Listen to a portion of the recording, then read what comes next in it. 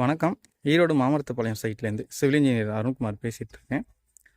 So இங்கே வந்து பார்த்திங்கன்னா, இந்த சைட்டை பற்றி நம்ம ஆல்ரெடி போட்டிருப்போம். இந்த சைட்டை பொறுத்தவரைக்கும் நம்ம வந்து பேஸ்மெண்ட்டில் தான் டேக் ஓவர் பண்ணியிருக்கிறோம்.